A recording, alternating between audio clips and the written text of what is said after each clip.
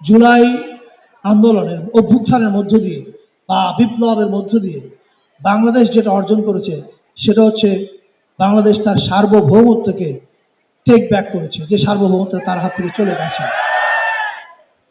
এখন সার্বভৌমত্বকে তো আমরা টেক ব্যাক করলাম, এবং আপনারা খেয়াল করেছেন বোধহয় আমরা দায়িত্ব নেওয়ার পরপরই স্বাধীনতা পদক আবরার ফাহাদের জন্য কোনো পদকই যথেষ্ট না, এটা for sure.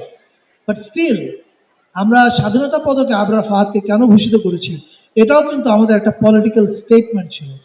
And the political statement is Abrar Fahad is the Real vanguard of our মুক্তিযুদ্ধ।